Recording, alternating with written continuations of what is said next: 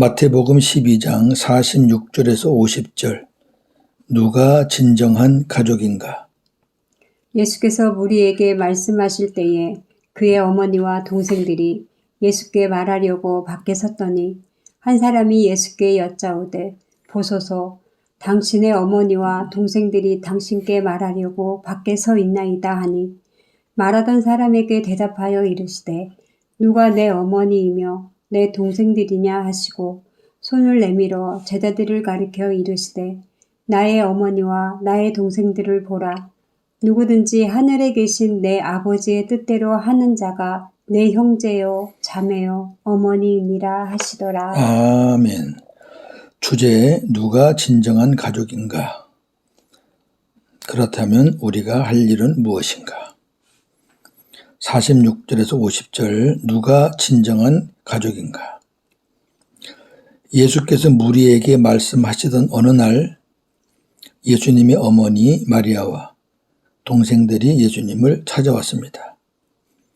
예수님에게는 육신의 남동생 야고보, 요셉, 시몬, 유다와 누이들이 있습니다. 마가복음 3장 32절. 무리가 예수를 둘러앉았다가 여짜오되 보소서, 당신의 어머니와 동생들과 누이들이 밖에 섰나이다. 아멘. 마가복음에 같은 말씀이 있는데 거기는 어머니와 동생들과 누이들이 왔다 그러죠. 그러니까 온 가족이 다 온 거예요. 마리아, 남동생 넷, 여동생이 몇인지는 안 나와 있습니다. 마태복음 13장 55절에서 57절 보면 예수님의 남동생들 이름이 나옵니다. 이는 그 목수의 아들이 아니냐. 그 어머니는 마리아, 그 형제들은 야고보, 요셉, 시몬, 유다라 하지 않느냐. 그 누이들은 다 우리와 함께 있지 아니하냐. 그런즉 이 사람의 이 모든 것이 어디서 났느냐 하고 예수를 배척한지라. 아멘. 자, 그럼 예수님의 어머니와 동생들이 예수님을 찾아온 이유가 무엇일까요? 첫째, 예수가 종교 지도자들인 서기관과 바리새인들과 대립하고 있다는 소식을 듣고 마음이 불안하여 집으로 데리고 가려고 온 것이죠.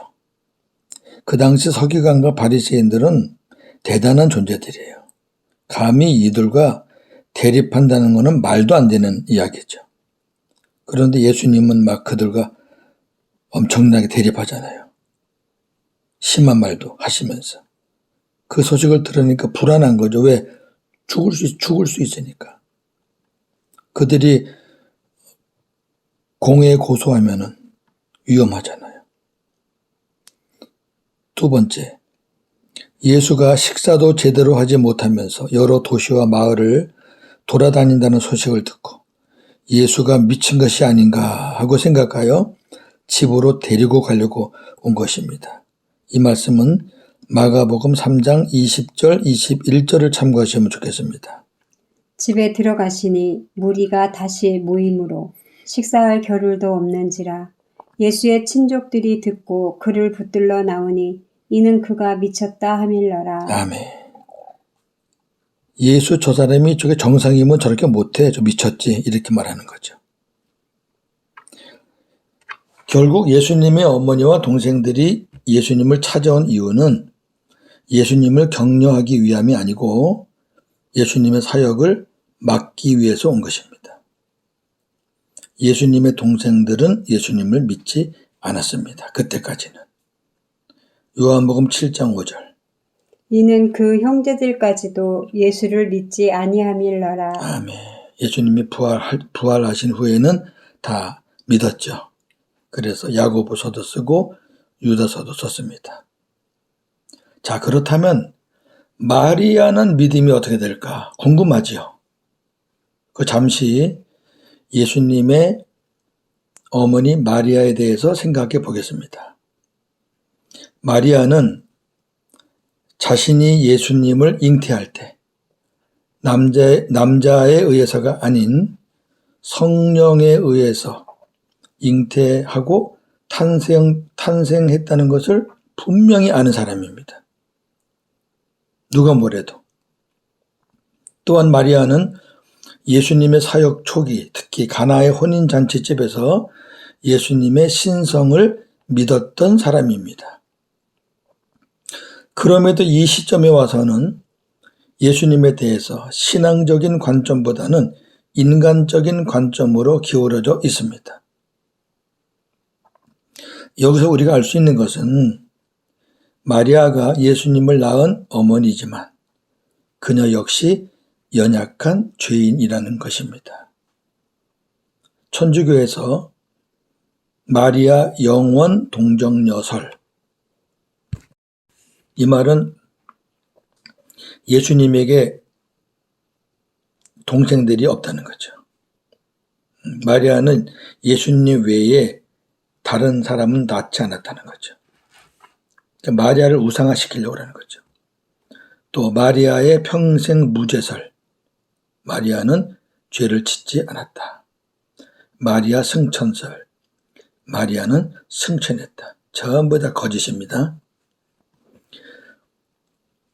자, 가족들이 온 곳을 본 한 사람이 예수님께 어머니와 동생들이 당신을 만나려고 밖에서 기다린다. 이건 아마 제자가 아닌 것 같아요. 제자 같으면 당신이라고 안 하죠.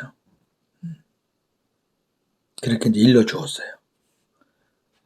그 말을 들은 예수님이 일러준 그 사람에게 누가 내 어머니이며 내 동생들이냐고 반문했습니다. 예수님의 이 말씀을 오해하면 혈연적 가족 관계를 무시하는 듯한 말로 들을 수 있습니다. 그러나 절대 그렇지 않습니다. 주님은 자라면서 부모에게 순종하는 삶을 사셨고 성장에서는 가족들의 생계를 위하여 목수로서 애쓰시는 등 가족들을 외면하지 않으셨습니다. 그리고 십자가에서 고난당하실 때에도 사도 요한에게 어머니를 맡기실 정도로 어머니 마리아에 대한 효는 지극했습니다. 예수님께서 이렇게 말씀하신 것은 혈연 가족을 무시함이 아니라 대비해서 새로운 영적 가족에 대해서 가르치시기 위해서입니다. 예수님은 손으로 제자들을 가리키며, 그러니까 아까 예수님에게 말한 사람들, 그 사람은 제자가 아닌 거죠. 손으로 제자들을 가리키며 이들이 나의 어머니와 나의 동생들이다. 누구든지 하늘에 계신 내 아버지의 뜻대로 하는 자가 내 형제요 자매요 어머니다. 이렇게 말씀하셨습니다. 예수님은 새로운 영적 가족의 개념을 가르쳐 주신 겁니다. 새로운 영적 가족의 개념은 이렇습니다. 첫째, 영적 가족은 혈연적 가족 위에 세워질 수 없다. 둘째, 그러나 누구든지 영적 가족이 될 수 있다. 셋째, 단 한 가지 조건은 아버지의 뜻대로 해야 한다.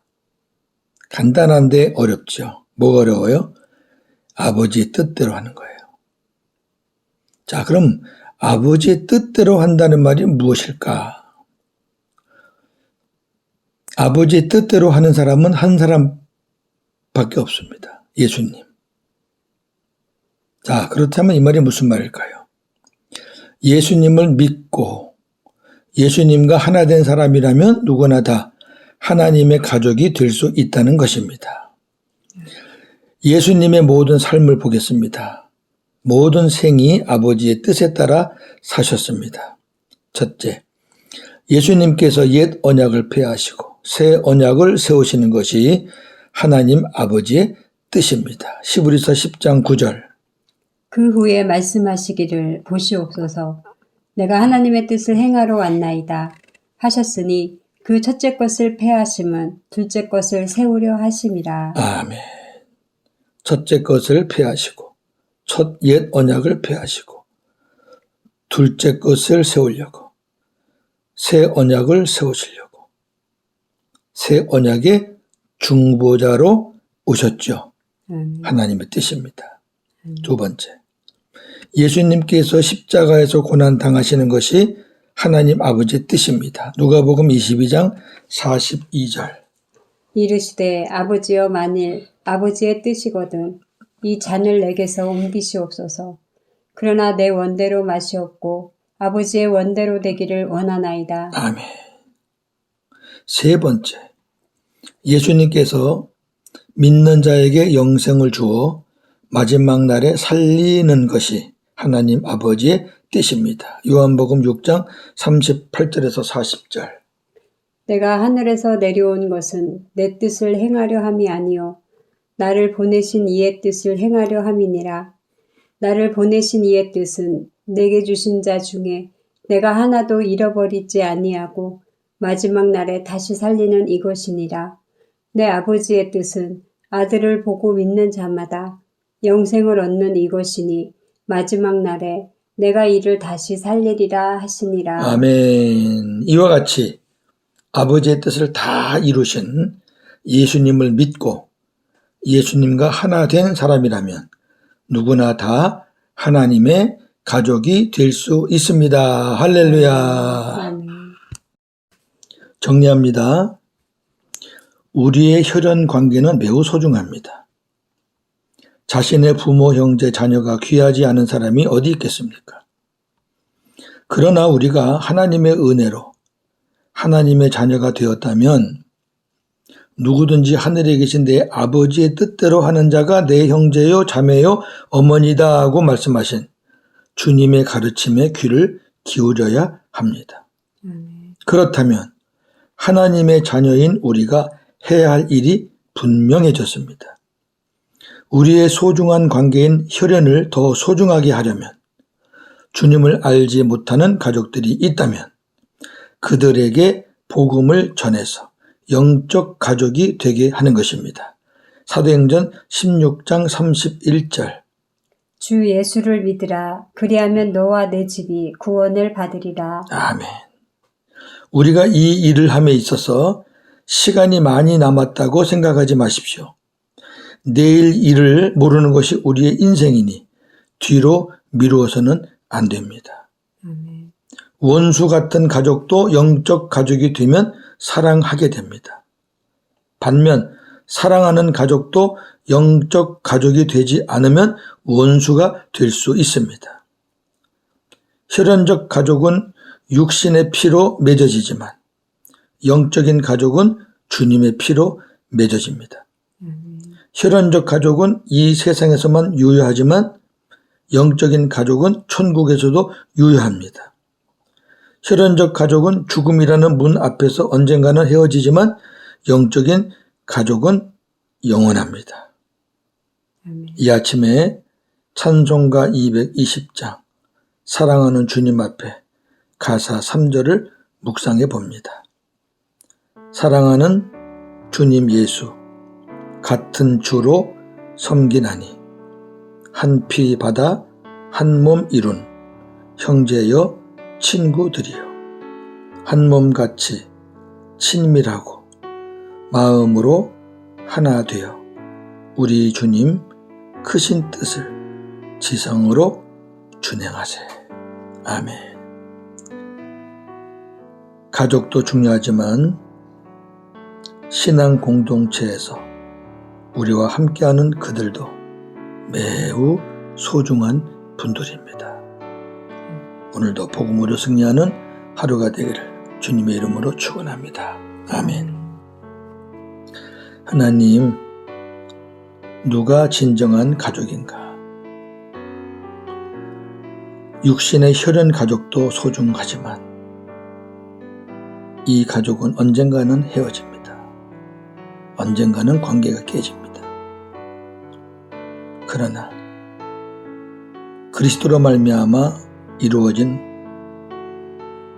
복음 공동체는 새로운 영적 가족은 영원합니다. 하나님 앞에까지 가서 영원히 살 수 있으니 영원한 관계이고 영원한 가족입니다. 우리가 육신의 가족이 너무 육신적으로 좋은 것 때문에 그들에게 복음 전하는 것을 게을리 한다면 어찌 되겠습니까? 차일, 피일, 1년, 2년 미루고 있는 그런 사람도 아마 있을 것입니다. 그러나 이 일은 우리의 인생이 내일 어찌 될지 모르니 뒤로 미루어서는 안 될 것입니다. 하나님, 아무리 사랑하는 가족도 신앙의 길이 다르면 갈라질 수 있고 원수가 될 수도 있습니다. 아무리 원수같이 미운 사람도 영적으로 한 가족이 되면 사랑하게 됩니다. 감사합니다. 오늘 귀한 하나님 나라의 가족에 대해서 다시 한번 깨달음을 주시니 감사합니다. 오늘도 육신의 가족도 생각하고 또 영적인 우리 신앙 공동체도 생각하면서 복음으로 승리하는 하루가 되게 하여 주시옵소서.